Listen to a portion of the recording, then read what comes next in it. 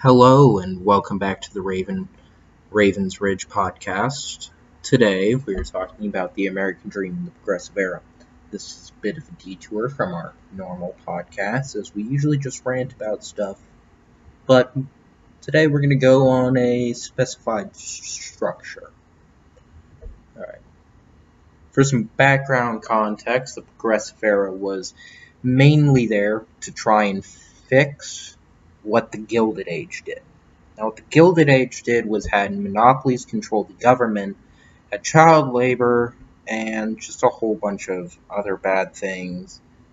So women couldn't vote in this time. Monopolies pretty much priced anything they wanted. Government didn't really do much. So they wanted to fix all of that, and they wanted to be safer at work because people were dying, and it's not really what they wanted.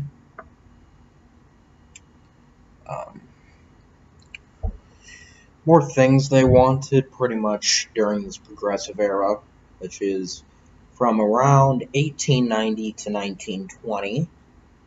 They wanted to fix the drinking problem. Now that's one of the biggest problems they wanted to fix, as they saw it as, well, potentially dangerous to just any people going to work, and then the wives were one of the main contributing people to this, as they wanted their husbands not drunk and sober. Women also wanted the right to vote at this time, otherwise how would they get all of these laws through that they wanted? So they wanted no monopolies, they wanted better pay, they wanted to fix the drinking problem. But what most people wanted to do back in this time era was to try and take down the monopolies. Now, the monopolies are, just for a bit of context, monopolies are companies that own one specific or multiple specific things, but they own everything of that. So there are no other companies that'll sell this. So then they can sell it at their own price and get really rich off of this. And there are two different types. There are the robber barons, who are really horrible to their people, and then there were the captains of industry, who were better to their people and did better stuff with their money, but not as better, as they still kind of controlled the government. Now, what we're going to be talking about today is mostly prohibition. Prohibition is near the end of the Progressive Era. It's like one of the last things they did, pretty much. It might have come up after World War I. It might have been sooner. It was sooner. Okay, I just checked. It was sooner. I have a script over here. Now, the Prohibition, right after it was enforced, alcohol consumption was down. Now, the whole thing about the Prohibition law, the Prohibition Amendment, was that it outlawed the sale and manufacture of liquor, of alcohol.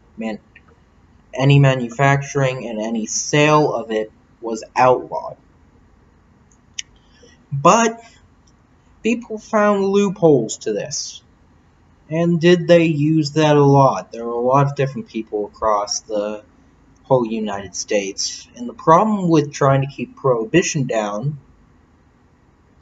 was that there weren't enough specified agents to try and enforce this law.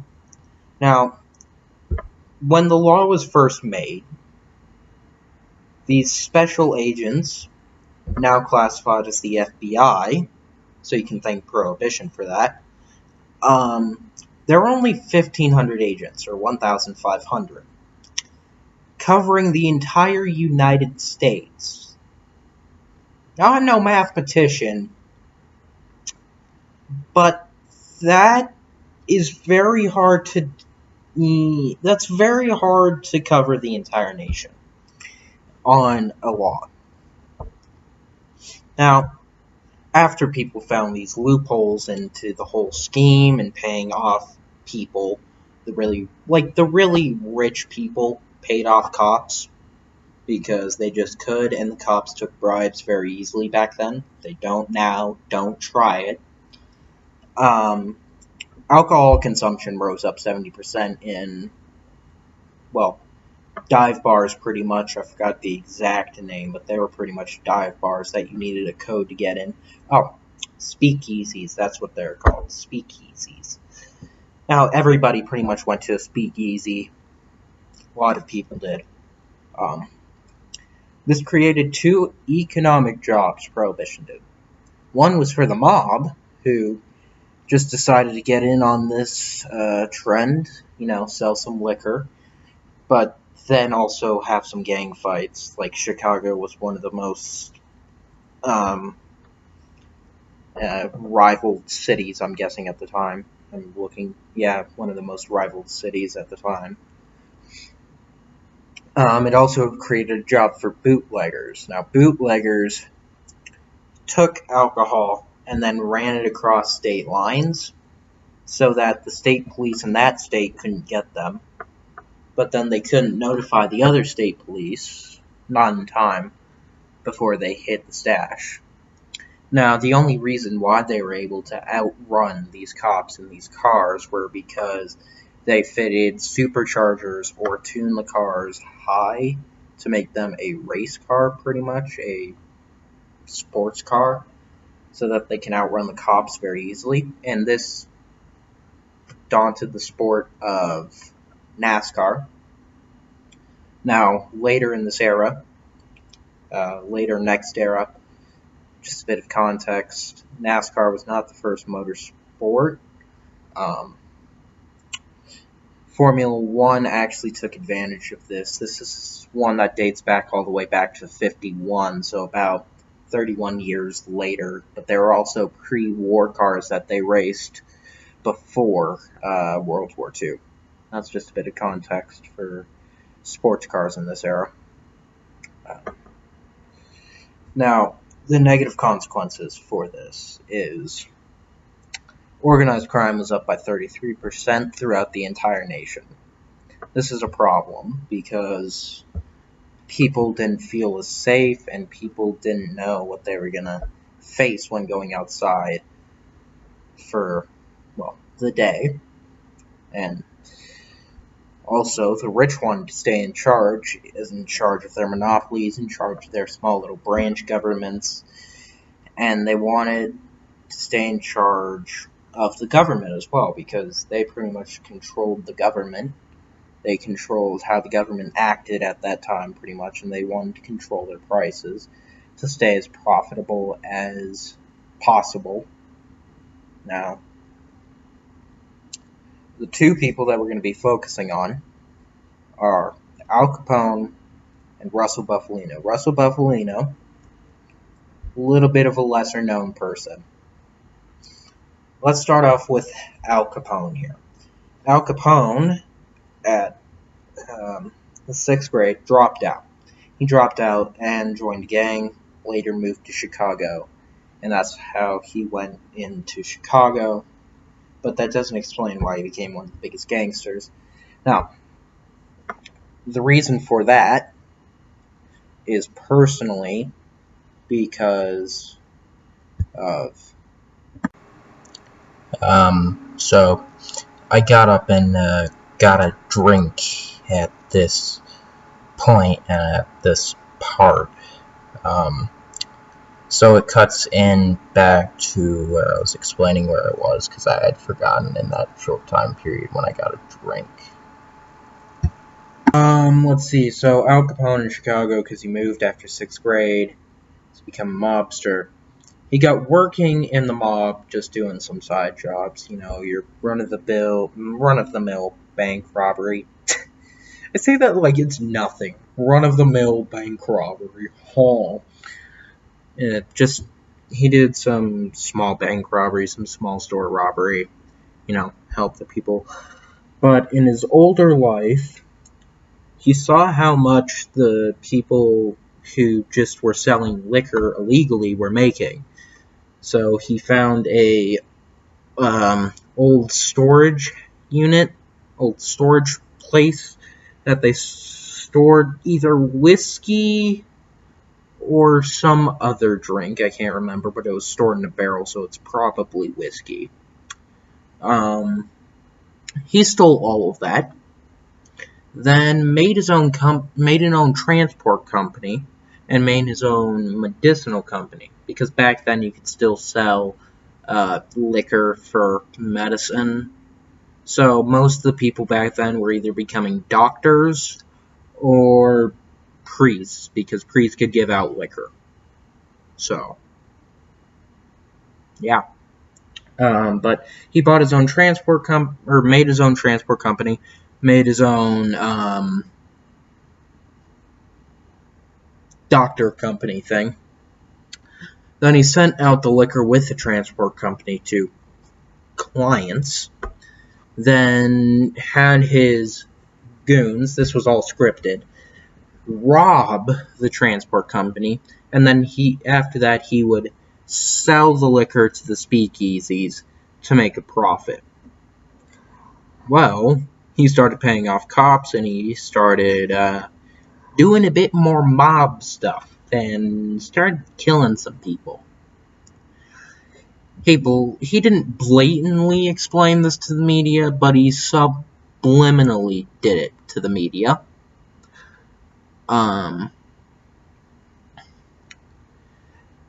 He ended up going to jail.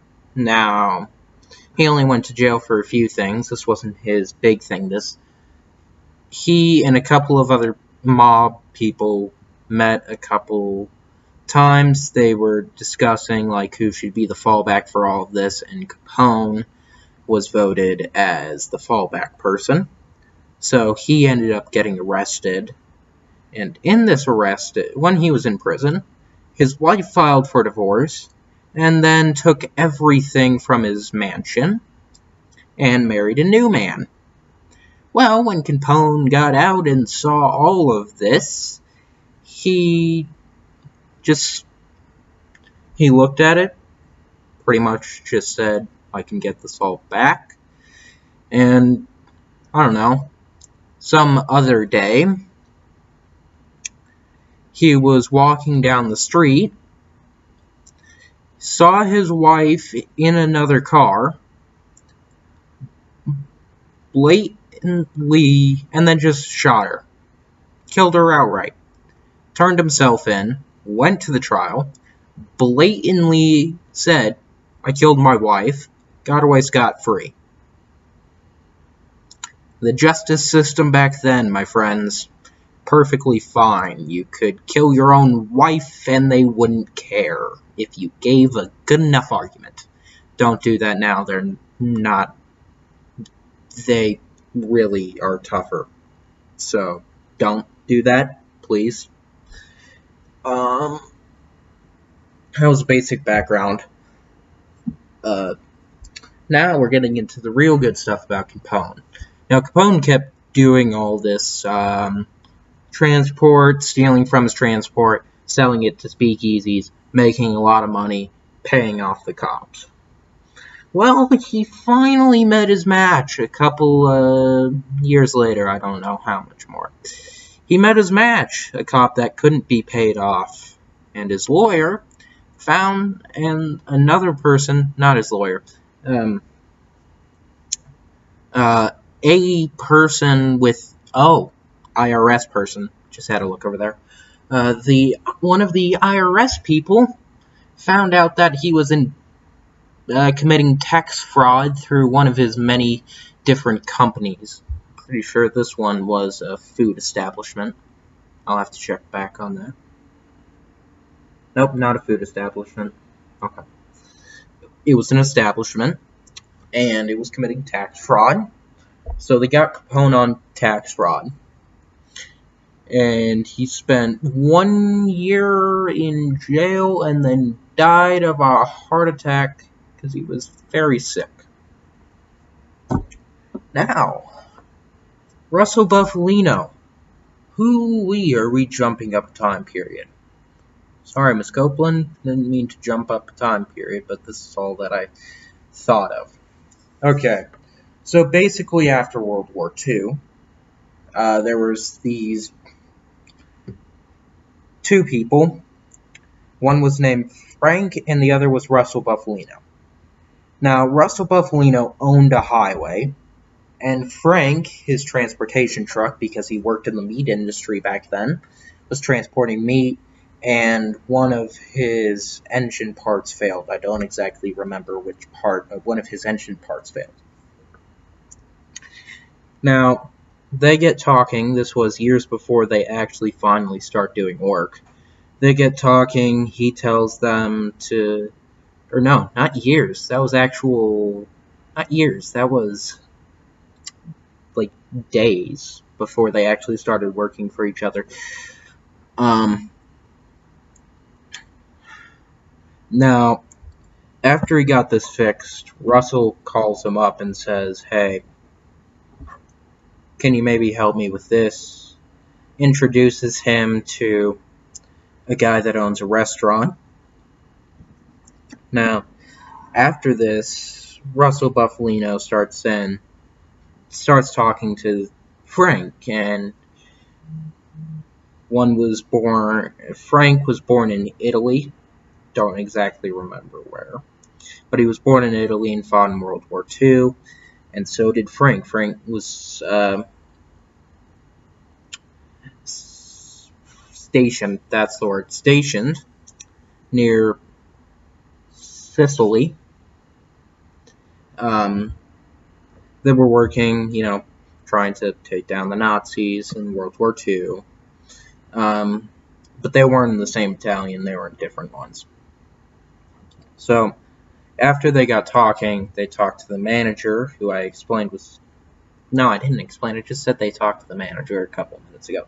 Well, they talked to the manager who was having dinner there, and Russell says, "Hey, he transports meat." Frank said, "Yeah, I transport the best beef that you'll get in town." They start transporting beef illegally against the company's will. And then they keep doing this for a while, and Russell has enough to trust him to go help Jimmy Hoffa. Now, if you don't know who Jimmy Hoffa is, I'll give you a brief rundown. Jimmy Hoffa run a labor union for workers, like underpaid workers back then.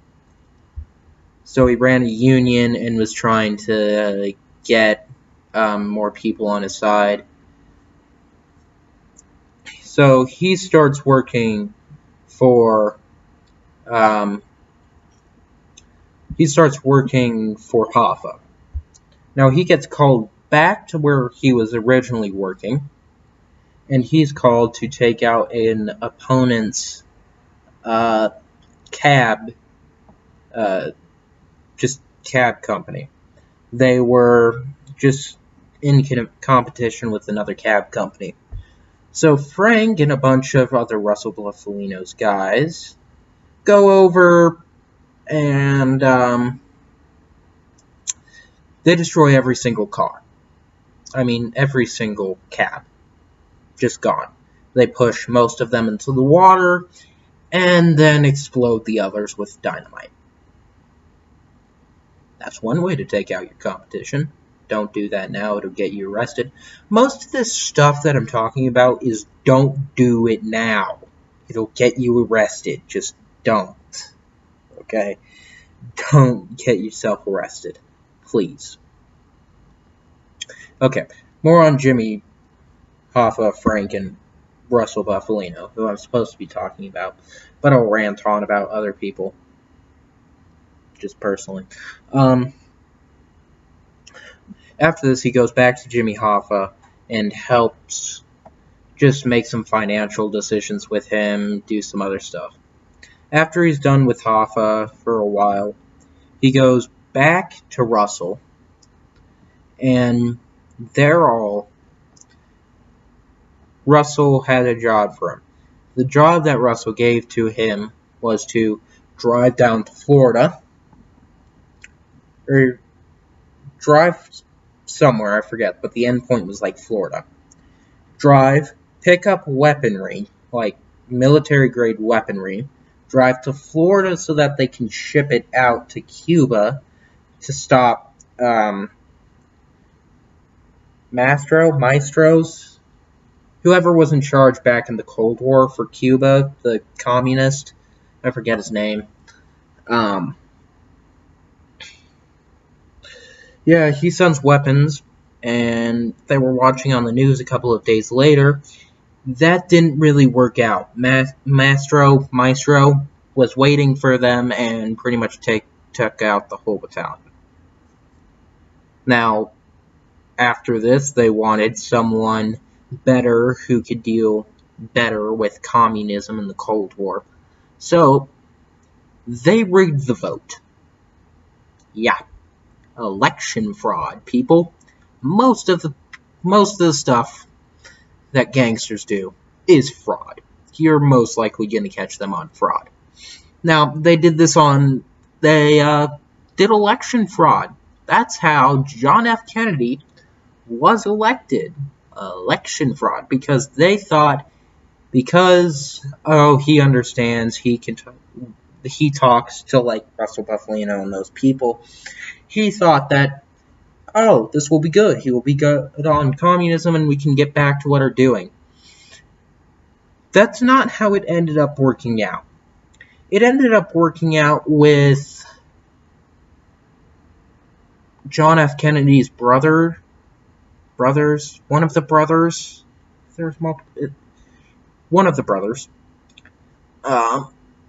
pretty much cracking down on all of the Buffalino gang. Pretty much. Getting courts involved, getting all of this stuff involved. And Frank really wasn't liking this, and neither was Jimmy Hoffa, as he was at the forefront of all of this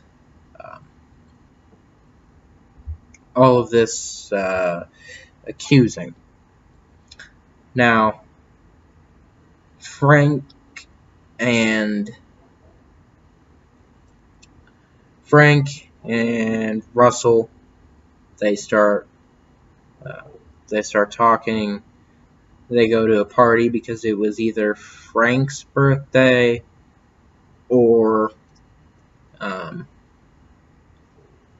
was either Frank or Russell's, or it might have been Hoffa's birthday. Might have been. I have to check up on that. I'm skipping over multiple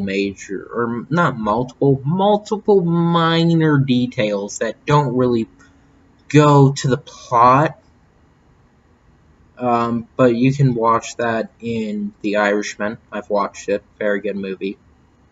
And then there's also a book. I forget what the book's called. I'll link it once I'm done here in the description down there. If there is a description, if I choose to do a description. But pretty much after the birthday party, they'll go home, and pretty much from there, they get arrested, and then they get put in jail for life. And the movie portrays that the life in the jail was alright. They had a church. They did most of the things. And Russell Buffalino grew old because he was older than Frank. A bit older than Frank. He was born earlier. I forget which year. But he was older than Frank and ended up dying in the prison. So, and then they had funerals for all the people that died, pretty much. And then the FBI were still like, come on, Frank. The FBI met with him multiple years, like, after everybody was dead, when he was still in prison. They said pretty much, come on, Frank, everyone is dead. Why won't you open up? He just said, I won't open up and I won't reveal any secrets, pretty much. Forget which day he dies. I'll look into that real quick.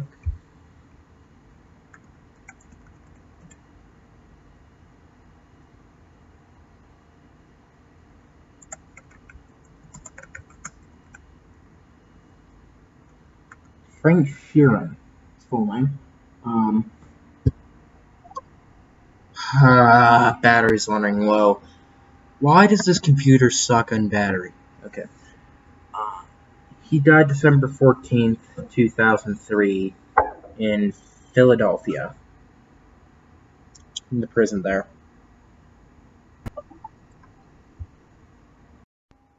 Okay, well, my computer just died. Had to grab a charger. I don't really like this computer. It said battery low, then battery very low. I'm leaving this part in. Where was I? Yeah, okay, yeah. So, Frank died, Philadelphia, Pennsylvania. And that's pretty much about it in conclusion. Prohibition caused a skyrocket in rates of organized crime and some rates of alcohol consumption towards the end. The one person that benefited from this was Al Capone. Al Capone also did some massacres, including the Valentine's Day massacre. I don't think that was confirmed. Might have been him. Then there was Russell Buffalino. I mostly talked about Frank Sheeran because he did a lot of the better stuff, but Frank was the instigator. So we're talking about Frank, and Frank just committed fraud. Most of these guys just committed fraud. And, well, that is the end for the Ravens Ridge podcast so far. If you want to come back, we will be airing next Tuesday and Thursday.